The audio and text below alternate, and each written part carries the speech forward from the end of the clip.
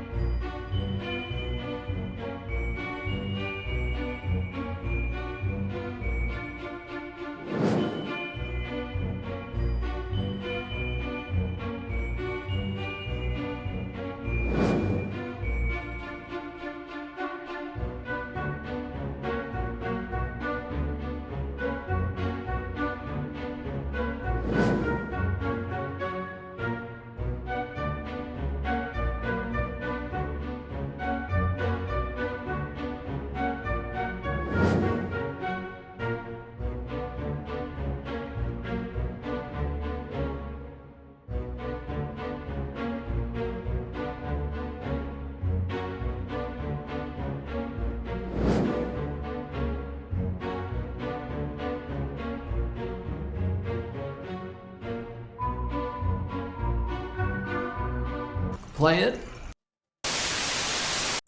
Give them nothing, but take from them everything. Are we witnessing a global intifada? The same global intifada, the same uprising, which we have heard preached across the globe for the last 14 months by terror sympathisers who want the West to fall. Overnight, at least 15 people were killed when they were mowed down at high speed by a man who drove his truck into crowds in New Orleans. He has been identified as Shamsuddin Jabbar. The FBI says he was inspired by Islamic State and was, quote, hell-bent on carnage. The attack happened on the busy and well-known Bourbon Street where New Year's revellers were having the time of their lives. The FBI says Shamsuddin Jabbar was a recent convert to Islam and believe he was not acting alone. They're trying to work out now, the FBI is trying to work out if he's part of a gang, if there is a larger terrorist cell, and the answer is they don't know at the moment. At the same time, there was another event which happened in Las Vegas. Is it also a terrorist event? Is it connected, is the question that everyone is asking. It seemed to be wired so that it would explode. So was this meant to be a terrorist attack? And if so, was it coordinating with the attack in New Orleans? Terror is happening in the West now. In fact, it has been happening for some time. And who is to blame? Western countries have done this to themselves by refusing to call out extremism and refusing to shut down the hate and threats spewed on our streets by terror sympathisers. You know what woke means? It means you're a loser. Everything woke. Everything woke. It's true. Everything woke turns to shit. The warning signs have been there for a long time, but they have been ignored. This was entirely predictable. The bulk of the damage has been done. And so now we have to, as a nation and as collective nations, because let's be honest, this is mostly happening in the Western world. You have to look at statistics to, but that's where it's happening, the bulk of it's happening. So we have to, I guess, figure out how to move forward from here. Today, back in the Oval Office, I will sign a historic slate of executive orders to close our border to illegal aliens and stop the invasion of our country. And on that same day, we will begin the largest deportation operation in American history. Since October 7, pro-Palestine protesters have taken over the streets.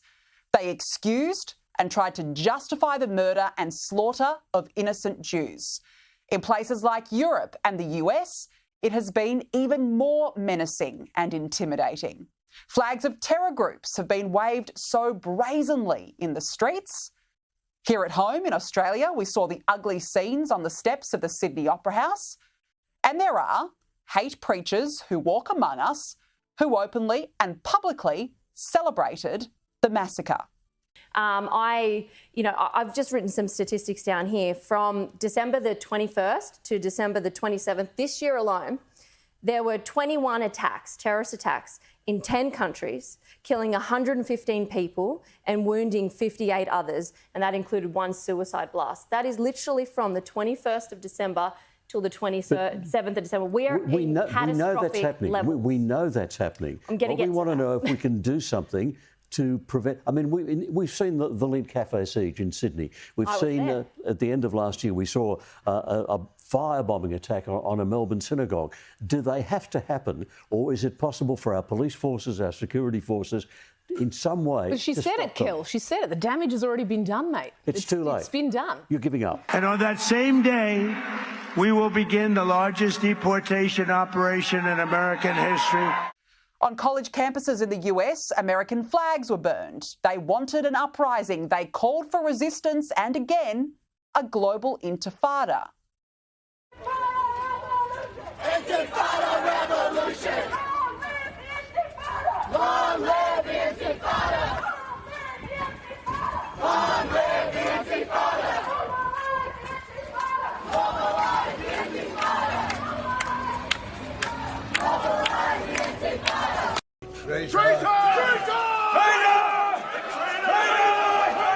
Over at Harvard University, they wanted intifada in their own backyard.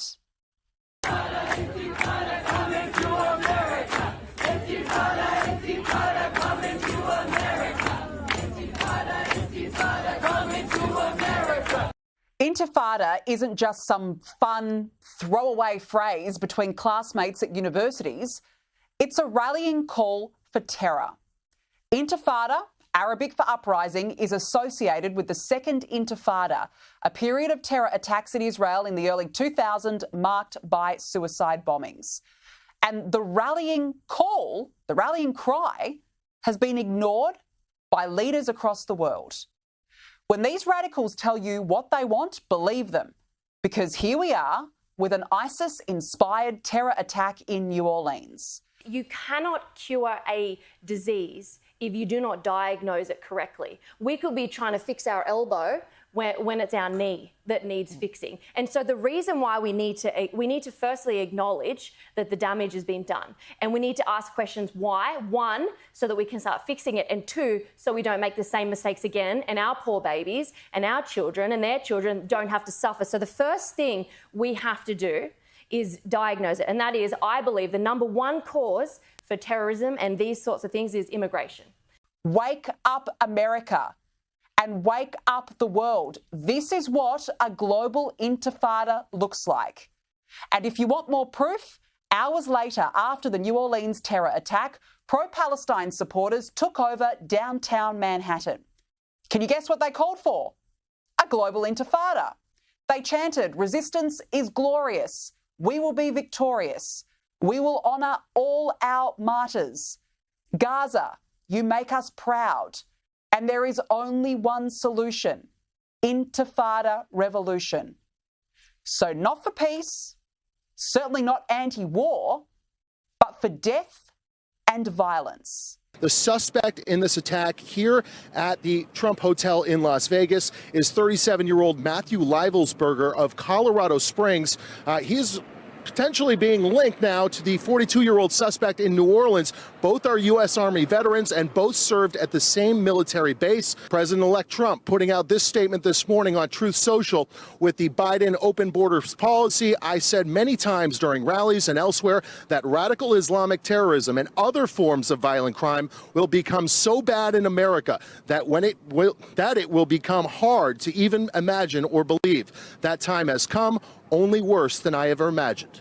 And on that same day, we will begin the largest deportation operation in American history. You threaten my people with slavery and death. Oh, I've chosen my words carefully, Persian. Perhaps you should have done the same. This is Sparta! You must have the courage to object when they use that term, radical Islamic terrorism, which ignores how Muslims I'll tell you what I'm doing this afternoon. I'm going to bet $358,000 on Harris because on Polymarket it's 62.38. Because my observation is that the people who go to these betting sites tend to be younger, tend to be more male. Never bet against a winner.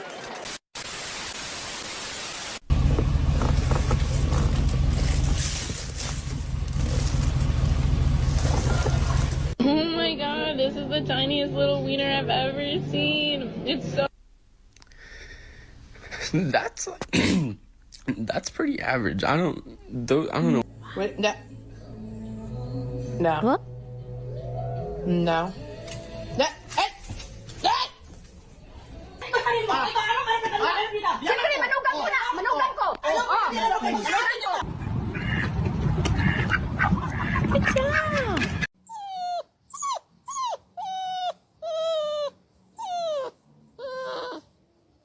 Luna, can I get a wow?